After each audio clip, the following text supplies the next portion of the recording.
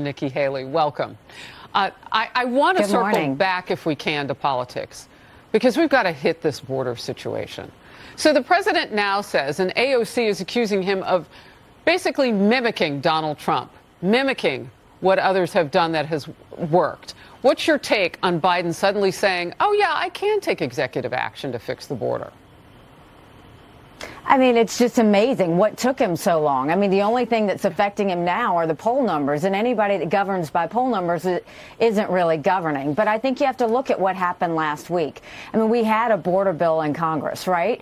The good part about the bill was that it strengthened asylum laws. We have to do that. There were 3 million illegal immigrants that came in the Trump administration because our asylum laws weren't strong enough. The weak part about the bill was it didn't have Remain in Mexico, which is hugely important, and it had a 5,000 person threshold. We don't even want a one-person threshold. We've got to make sure we're vetting everybody. The problem is Congress should have gotten in a room and kept going until they could get a strong bill out. Instead, they went home on break for 2 weeks. And then President Trump goes and tells them, don't get anything done until after the general election. We can't wait one more day to get a strong border bill out. We need Biden to do his part. We need Congress to do his part. And we need Trump to stay out of it, because America continues to act like it's September 10th. And we better remember what September 12th felt like. It only takes one person to have a 9/11 moment. Congress needs to do their job. All right, I hear you on all that. A couple of things. Congress already had a bill to go over together in a room. It was called H.R. 2, and it's been sitting there for 8 to 9 months because Republicans put that House bill out. And why that didn't happen has to do with Democrat senators, particularly Chuck Schumer, in the Senate. So that needed to happen then, and you're saying it needs to happen now. But then there's the other part of this. I mean, if we wait on Congress to do something, the big sticking point will be this president won't follow that law any more than he's following the law of the U.S. Supreme Court not to pay off people who aren't paying off their school loans. He's not interested in following that law. He's already proven it by doing what he did yesterday, reflexively paying off, getting votes from people who need to pay off their school loans by people's money who didn't even go to college. It's exactly right. It is unthinkable.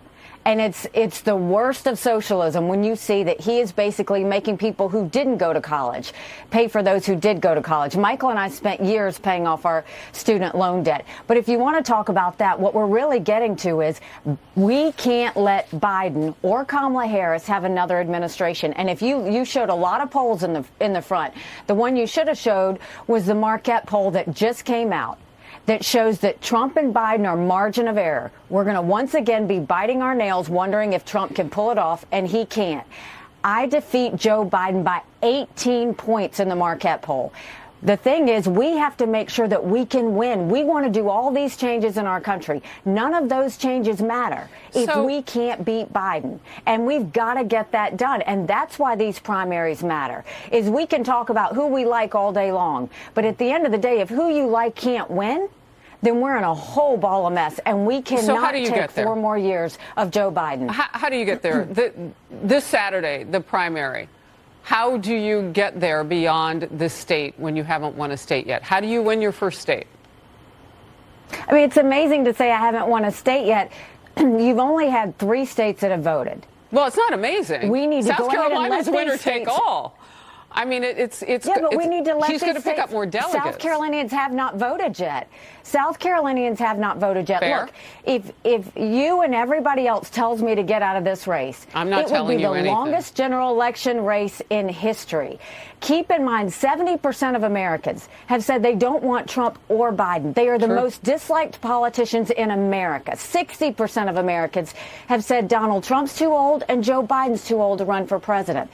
We have to win, and we need a new generational leader that can put in 8 years of hard work, day and night, making sure we get things done. No drama, no vendettas, just results for the American people.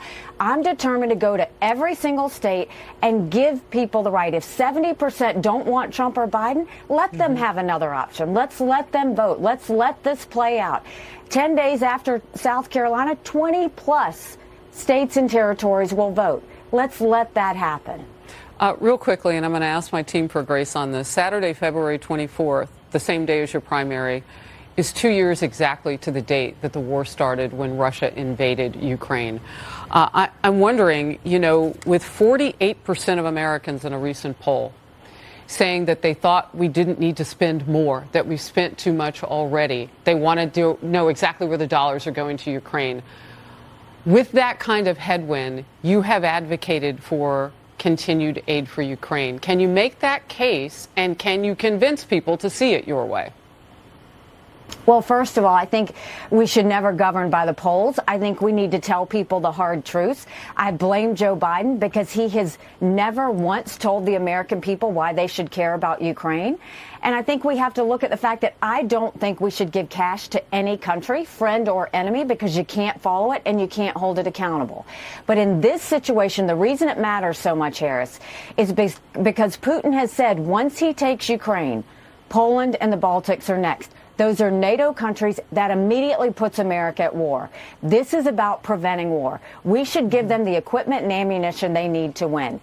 It is only 3.5% of our defense budget, and it saves us in the long run from having to send more resources or any of our men and women to do that. We don't want war. We've got to prevent it. And I'll tell you what was really dangerous is you had Donald Trump go and say that he would side with Putin over those NATO countries that aren't pulling their weight. And he even doubled down and said he would encourage Putin to invade those countries that aren't pulling their weight. We can't have that kind of language when he goes off script from a teleprompter, because you've got to look at the fact that Trump just sided with a thug that kills his political opponents. He just sided with a man who goes and arrests American journalists and holds them hostage. He sided with him over the allies who stood with us at 9/11. Ambassador, I understand that you take it that way and that's what you heard. And we'll have to see how all of this plays out.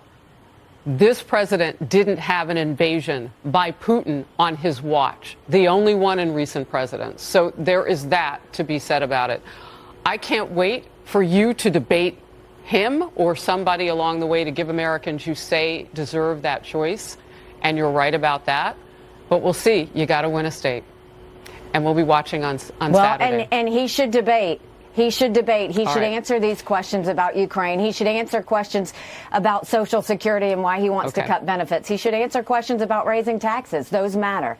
You and I always have a spirited talk. I'm so grateful for your time. Thank you very much. Good to see you. Thanks so much. Go to NikkiHaley.com.